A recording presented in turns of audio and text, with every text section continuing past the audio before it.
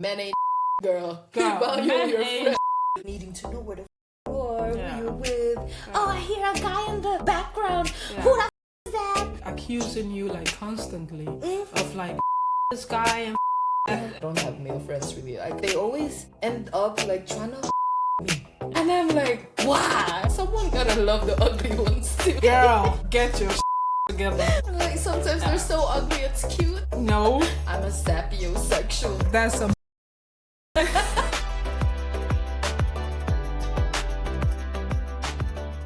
Hey baddies, let's talk. Welcome to another episode. Yes. I'm your girl Gigi. And I'm your girl Shaq. And welcome. Welcome back. Okay. Today we're gonna talk about toxic relationships, girl. Yeah. And if you guys know someone who's been in a toxic relationship, or if you yourself have been in one, let us know. I want to hear some story times in our DMs. But before we get into that topic, guess what? I partied sober this weekend. Girl. Yes. How was it? It was actually great. Yeah, it right? was not as bad as I thought it would be. It was a concert, and I knew it was gonna be packed with people, and it was gonna be a problem going home With and all this. Transportation. Exactly. Yeah. So I was like, you know what? Jeg kan undvære like buying that. It was actually a really great decision. Girl, I'm telling you, sober life is the best. I mean, but yeah, I've been sober for like 3 years now, and it's just the greatest. I mean, it's the best. I mean, she's been telling me. I swear. It's like we've been on trips together where this didn't drink at all, and we were still partying, getting like tipsy. Yeah. But she was having fun too. So, I mean, it's the best feeling. And the day after, you feel like much. I mean, you still feel tired, but like because of all the dancing, and but you do feel like fresh. Yeah. I love it. I love it. Yeah. It was also so funny, like driving with my friends home, and they were all tipsy. And jeg var stadig med i deres vibe, du ved.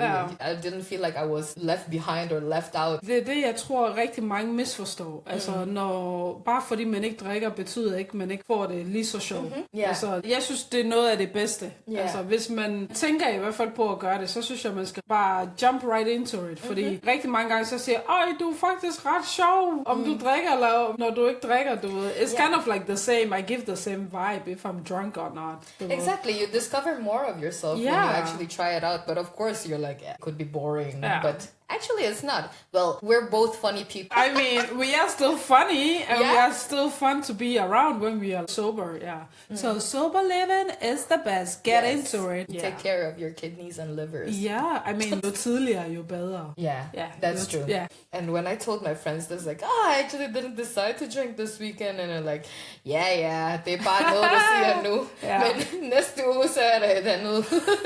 Så siger du sikkert, it's one of the best decisions I've ever made in my life. I think I'm gonna be on the sober life with you, girl. Yeah. It feels like we're sounding like addicts. I mean, det er ikke fordi, vi har et problem med alkohol, vel? Men vi vælger selv at holde os væk fra det. Anyway, let's get into it, girl. This week's topic, toxic relationship. Yes. Tell me about it. I'm like, have you ever been in it? You know all about that. Putting me under the spotlight. No, but let's define what a toxic relationship is. Yeah. From my experience, it's the controlling behavior, extreme jealousy, and like needing to know where the you are, who you're with. Oh, I hear a guy in the background. Who the is that? Yeah, I feel like that's it for me. Like accusing you like constantly of like this guy and. Altså, can't be friends with other sex, girl. Ja, lige præcis. Men helt ærligt, måske er jeg også lidt toxic i det. Men, altså, er du også sådan? Girl, okay, unwanted opinion. Men jeg føler sådan med mig, specielt fordi jeg har haft det her oplevelse med rigtig mange, som bare lige pludselig er supposedly rigtig gode veninder med dig og sådan noget, eller din kærestes veninder, og de tænker så, nå, vi er bare venner. Nah, those just on standby, du ved, og venter bare på, at they can get the chance. Chance, you know, og så then they swipe right in. Oops. Yeah, once you're not like paying attention or something, then they'll get they'll find the right moment to. Lige præcis. Altså, so with that, I feel like, altså, Men det er også rigtig mange mænd, der siger det her i forhold til, at mænd ikke kan have kvindelige veninder, og kvinder kan heller ikke have mandlige veninder. Because they also feel like the men are also waiting to like slip right in, but like, yeah. I actually really agree with the thing with like you can't really be good friends with other sexes like that unless it's like you guys are really opposite of each other's types, you know, then it could be platonic. But that is the reason why I don't really have any guy friends. No. Like any male friends I have, they're all gay as Maybe they're trying to fight. yeah, and then people are like, you don't think they're pretending? No. We like to bend over, ass up, face down. Oh, yeah. We like support each other in all our, you know, shenanigans. Yeah. But no, like that's one of the reasons why I don't have male friends really. Like I don't trust them like that. I remember having like, you know, male friends before, but they always end up trying to me. And I'm like, why? Yeah. You know, now you ruined the friendship and now we're præcis. not gonna fuck. Nej. And it's just like, det er lidt ærgerligt, men yeah, because I feel like guys can be fun to be around with, but most guys just, I don't know, hungry for the Yeah, they're just waiting for the right moment. You know? Yeah, exactly. I mean, there's also, you know, a little bit of pop culture here. There's this, scandal about in Bravo right now. The Bravo world is shocking. First, så var der jo det med Scandal, where like they were supposedly best friends, and the best friend was her man. Du ved, og så nu er der jo også det der med Scamander. You know, girl, that is a scam. I mean, I like that name. Right? Scamander. Oh, I'm Scamander, you know? She was like best friends. Let's say at the us two, I started seeing a guy, and then lige pludselig er vi ikke sammen mere. But we were still like flirting, we were still like on the side. Og så lige pludselig, you go behind my back to the same guy I was seeing. Shady.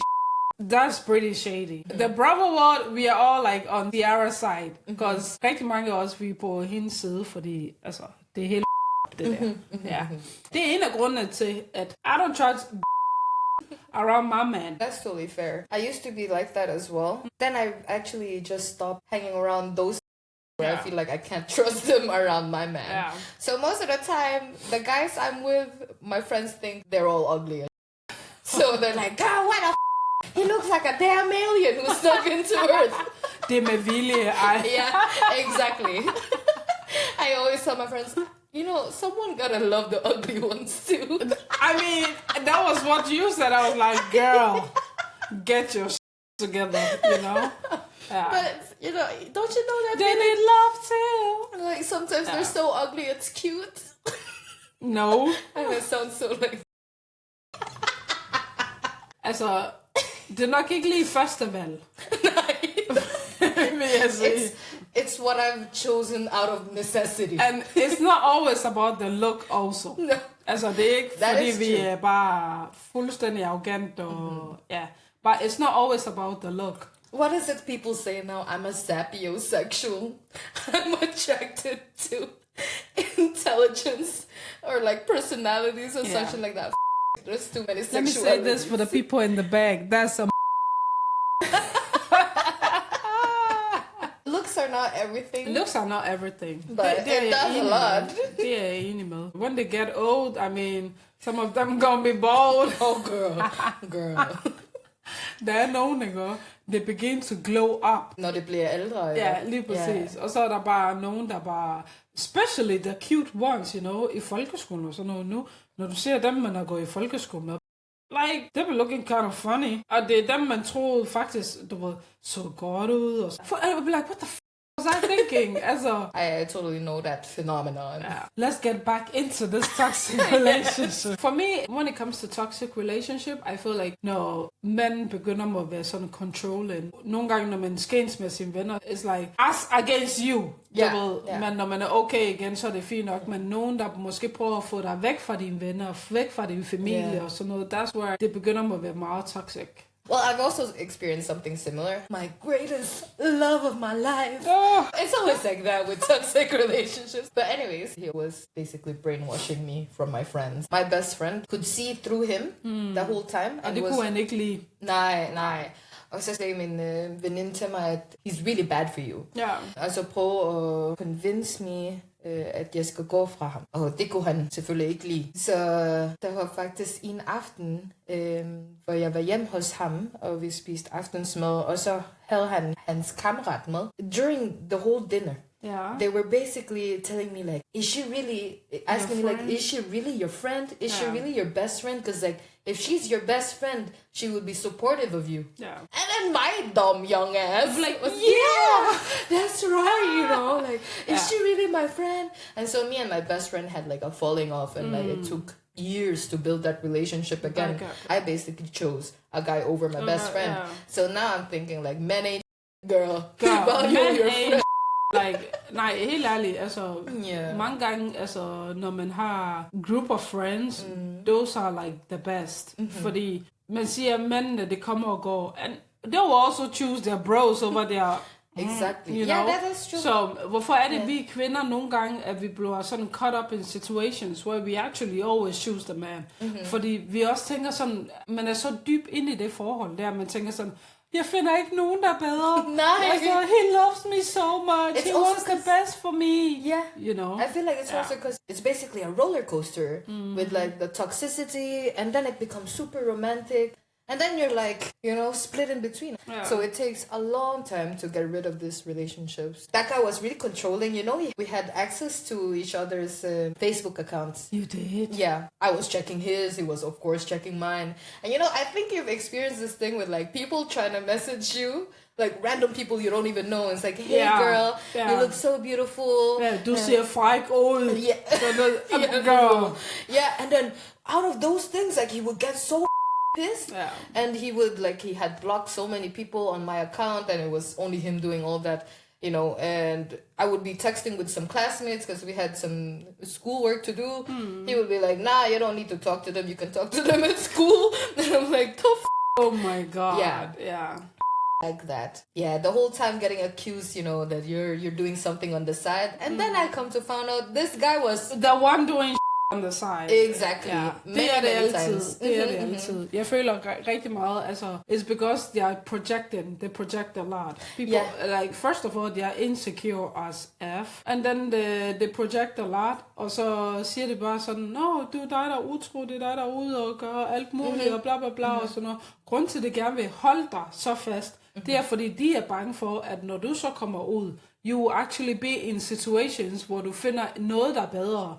At du finder ud af, damn, my bare minimum ain't I think most of the time they are scared of. That you like find value in yourself and actually and like, leave his ass. Yeah. But toxic relationship is brutal. Yeah, it is. Yeah. But yes, here we are talking about our toxic relationships, right? Yeah. But let's dive into how we actually felt during those toxic relationships. The delusion. Yes, girl. Yeah. I don't know what delusion takes over. I feel like most time also når man er inde i det forhold. Do we even call it delusion?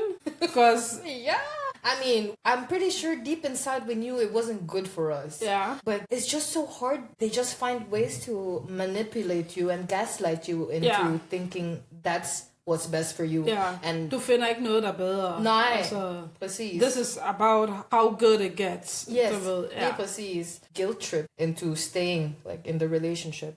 Because like he's done good things in the past, you know? It's like, why are you only focusing on the negative things? It's det starter altid godt. yes. Det starter altid godt, og det suger dig bare ind, og du tror bare, this man is the du ved. Og det starter altid stille og roligt. Altså, måske kommer du op og siger, hende der, hun kan godt være irriterende, men du mener det jo ikke sådan. Men then they use that to like manipulate your ass. Er hun overhovedet en rigtig god veninde? Er hun overhovedet sådan og sådan? Then suddenly, you are there, og det er kun dig og ham.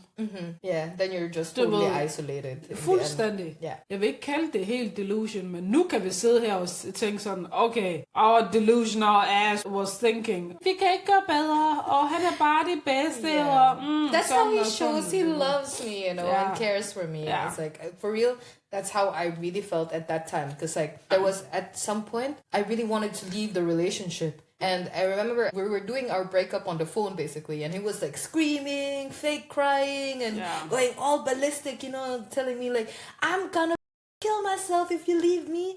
And that is just the most thing you can do. That is the most toxic thing. But me, I could see through his ass. I knew he wasn't gonna kill himself because like he has done this many times before. Never did. But then, after that call ended, I'm like, oh, come on, he's gonna sacrifice his life for me, It's like Bitch, the delusion that. The delusion is strong like that, girl. But to be fair, I was really young and like still immature. Hormonerne, det var it's really på top, kan man sige. Yeah. And we've talked about dramas in our countries, If I can't have you, no one can. I mean, most of the time it is like that, though.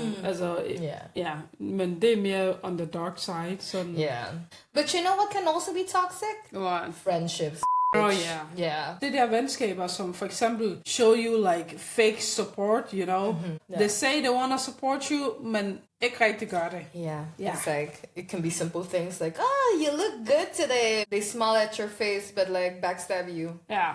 When they're out with other talk about you also when they're like, over at sige til den næste person, den outfit der, den var, it wasn't given at all. Det var... Also those who say like, I support you, men når det er tid til at show up, at det faktisk ikke gør det heller. Det var those talkers. Talkers. Yeah. Friends who make you empty promises, man kan heller ikke bruge dem til noget. Nej, lige præcis. Præcis. Venskab reaches a point where like, you also can outgrow each other. Altså, det er ikke nødvendigvis, at det skal være toxic, men at man måske bare ikke har samme ting til fælles længere. And sometimes you try, men det nytter ikke noget, at man ses med sine venner, og ikke rigtig har noget at snakke om. Conversations becomes like still. Men, altså, it gets boring. It gets boring. Exciting about each other anymore. Like, but it's not the same as like, your friends can be busy and det kan være i gang i alt mulige ting i deres liv. Det er slet ikke det samme. Jeg tror også mange gange, because you once knew this person, og engang har haft det måske sjovt sammen, så det føles lidt som om, jeg vil bare gerne vedligeholde det her venskab, og I like trying to like keep it, og okay, maybe you will try, altså måske kommer det, men altså, der er en grund til at prøve så meget, når det kommer til venskab. It's okay. Altså, så meget som der er forskellige seasons, så er der også forskellige andre. It's like poetry, Yes. Talking about seasons. People change like... I mean... Og det gør det bare mange gange, ikke? Og der er nogen, der bare kan have venskab siden, like... Altså, you can be like childhood friends. One of my best friend, vi har kendt hinanden siden vi var børn. Yeah. Og så er der også bare nogen, som måske, the more they grow, det vokser lidt væk fra hinanden. Så det er ikke nødvendigvis, at bare fordi vi er gået i 0. klasse sammen, betyder ikke, at vi stadig skal vedligeholde det venskab der. Sometimes it's just not... It's not giving anymore. It's not giving anymore. Let it go. If you have to force it, it's probably... Yeah. Let's get into this Q&A. We're actually very thankful for you guys. Talking about support. Thank you for supporting us. Vi sætter meget pris på, at I sender alle jeres spørgsmål ind, og selvfølgelig kan vi ikke få læst dem alle sammen. Men vi prøver i hvert fald at sortere dem, vi kan. But yeah, let's get into some Q&As. Yes. Yeah. Okay. Lately, I've started noticing a pattern in my relationship. My partner always wants to know where I am, who I'm with, and what I'm doing. And they say it's just because they care. But over time, it's made me feel more monitored than loved. Even doing normal things like going out or not replying right away makes me feel guilty, like I'm doing something wrong. And now they've started having an issue with me spending time with other people too. I'm confused. Is this what love looks like? Or is it actually control? Can someone genuinely love you while slowly trying to isolate you from everyone else? Jamen, det er jo det, de siger jo. They love you, and that's why they are doing this to you. Okay, det er ikke sjovt. No. Man, we're only making fun of it because we can kind of relate. Yeah. You are at the point of get yourself the out of the relationship. Yeah. Because that ain't love. Honey, No. run. Pack your him go, girl, before he comes home. On a serious note, that's like way too controlling. Yeah. If the environment is safe enough, then maybe take that up with him. That's a Girl, relationship. taking it up with him is giving him more like Fuel to the fire. not even fuel to the fire, even more chance to like manipulate you even more. Jeg vil nok ikke sige, at du skal blive i det forhold. Fordi det bliver kun værre. Det bliver ikke bedre. Nej. Jo, det kan godt elske dig, but like... This is toxic love. Altså, this is toxic love. Probably leave, girl. Yeah. Lately, I feel like I'm losing my sense of reality in my relationship. My partner constantly accuses me of cheating, even though I've never given them a reason. They even create scenarios in their head about things I might do and get upset over them. When we argue, they twist things so much that I start to question my own memory and feel like I'm the problem. At this point, I don't even trust my own perspective anymore. Is this normal or is this manipulation? And how do you deal with someone who truly believes a version of reality that isn't true? I feel like that is like, det er en farlig sted at være. Because, altså, det er fuldstændig manipulation. Yeah, Det exactly. er det. Det er ikke kun manipulation, men det er også bare insecurities. Yeah. Så, og det er bare lidt skræmmende at tænke på, altså, hvor langt vil han gå? If it reaches the point where like you start to question your own memories, then you're really in that toxicity too deep. Yeah. When you start to question yourself, like even though you're so sure you haven't done anything, and try to be as transparent with him, but he still finds a way to make you doubt yourself and what you say, then I feel like there's no saving that relationship. Det vil altid være sådan. Altså, even though han sikkert vil sige, jeg kan godt ændre mig, jeg kan godt sådan og sådan, men nej, he will still end up like accusing you of things. Altså, and also like start to isolate you also from things, fordi han stoler ikke på, hvis du tager sådan steder hen, så stoler han ikke på, at du ikke gør noget. Igen, hvis han bare skaber sin egen i hans hoved, så synes jeg bare, he need help. You need professional help. Professional Dr. help, Phil! And also you too. Oh damn, girl, don't burn our viewers like that. Han har brug for professional help. You need therapy to heal. Hvad for en trauma han har skabt i dig, fordi ellers så går du også ind i det næste forhold og tror han er det samme, eller han kommer lige pludselig til at accuse you of this and that. Yeah, for real. So you need to heal.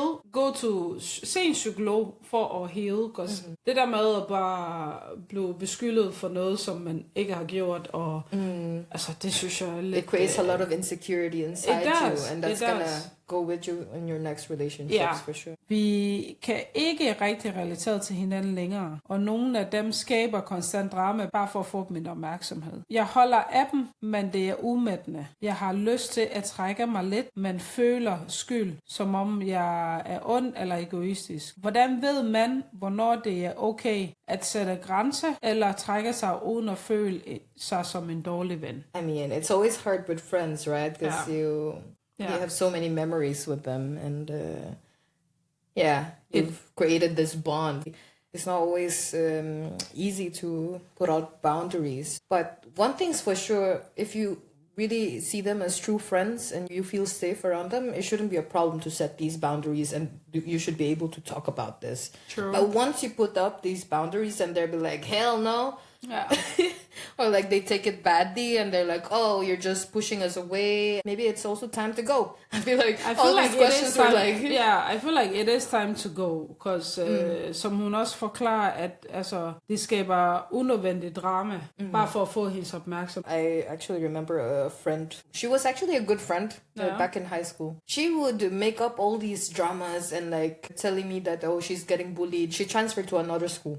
So she told me like she's getting bullied. And me, it's like I'm very protective of my friends, so of course I will try to like fight for you. Go out and confront these people you can't confront, because I hate bullies. Yeah. So I actually went to this school and basically had a confrontation with these bullies, and then they give me receipts of these messages this girl was sending to her man. My friend was saying things like, oh, they are accusing me and they're telling me I'm a whore and all this stuff. But she was a whore. She was a whore. But so after that, like I was really like, of course I got embarrassed, you know? And that is the worst thing. If you embarrass me as a friend like that, it's done. It's done. Bye. You know, because I don't want to be running my mouth. Bye. And then it's all for nothing, you know? Because you believe like fighting for the right thing, you know? Yeah. Exactly. I fight for my friends and like, you know, no matter what, I have your back. But this made a clown out of me. Like, what the Yeah, those friends. Fuck those friends. Altså, enten så sætter du grænser, eller så be done. Cut off. Yeah. Cut off the rest. Cut them off, man. Yeah. There's so many people to meet out there. There is. So, Skal vi sige, det var det for i dag, girl? Lad os sige det. Så vi håber lidt, at I har fået lidt insight på, hvad en toxic friendship og toxic relationship also can look like. Så hvis du sidder derhjemme og tænker sådan, jeg har en mand eller en dame, der har alt det der træk, så er det måske tid til at revurdere sin forhold eller venskab. Jeg tror, det var det for den her afsnit. Yes. Yeah. As always, we thank you guys for watching and listening. Follow us on all our social media accounts. We're both on TikTok, on Instagram. We even have a Facebook page to stay updated on the following episodes. But yeah, this episode was a bit of a heart-to-heart talk, you know? Yeah. Not so much giggles, but like lidt serious scabby over here. Yeah, exactly. There needs to be a balance. Yeah. But yeah, thank you guys for watching, and we hope to see you next time. See you, baddies. Until next time.